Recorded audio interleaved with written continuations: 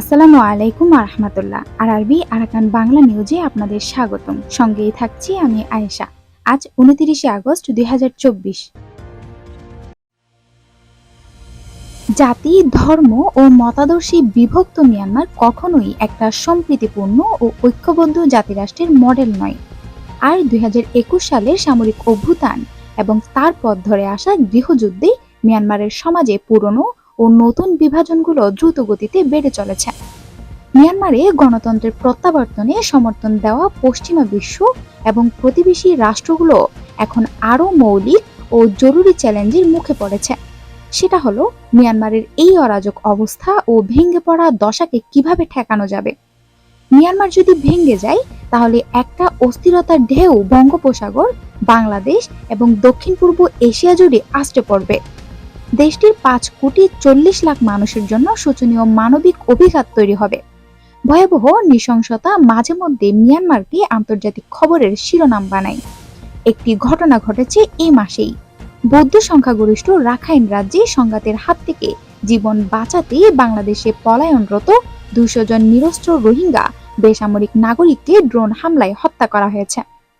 সংখ্যালঘু রোহিঙ্গাদের মুসলমানদের বিরুদ্ধে যেসব গণহত্যা হয়েছে তাতে মিয়ানমারের সেনাবাহিনী অংশ নিয়েছে, কিন্তু এবার আক্রমণ করেছে আঞ্চলিক বিচ্ছিন্নতাবাদী গোষ্ঠী আরাকান আর্মি।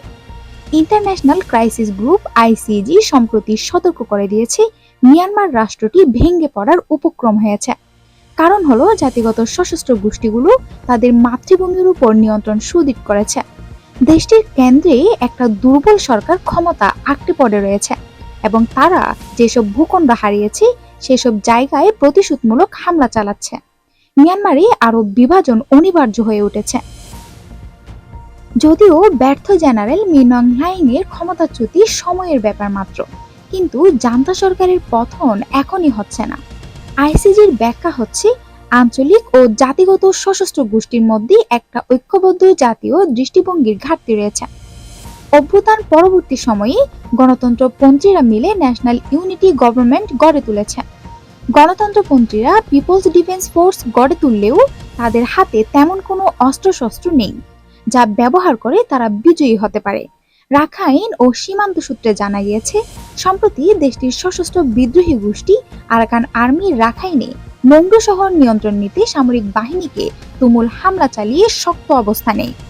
দেশটির সামরিক বাহিনীও শহরটি নিয়ন্ত্রণে রাখতে আরাকান আর্মিকে আকাশপথ সহ ত্রিমুখী হামলা চালায়।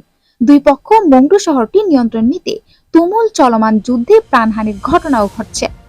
এই গৃহযুদ্ধের ফলে রাখাইন রাজ্যের মংডু শহরের সুদাপাড়া, হাদিবিল, নুরুল্লাপাড়া, হাইরপাড়া, মুন্নিপাড়া, সাইরাপাড়া, ফাতনজা, ফেরানপ্রু, শিকদারপাড়া, হারিপাড়া, হেতিল্লাপাড়ার বাসিন্দারা গ্রাম ছেড়ে পালাচ্ছে। এর মধ্যে অনেকে সীমান্ত দিয়ে এপারে অনুপ্রবেশের অপেক্ষা জড়ো হয়ে রয়েছেন। ফলে মিয়ানমার সীমান্ত পেরিয়ে টেকনাফে রোহিঙ্গা অনুপ্রবেশের চেষ্টা বাড়তে পারে। একই সঙ্গে মিয়ানমারের সীমান্তরক্ষী বর্ডার গার্ড পুলিশ বিজিপি সদস্যদের অনুপ্রবেশের ঘটনাও বৃদ্ধি পেতে পারে।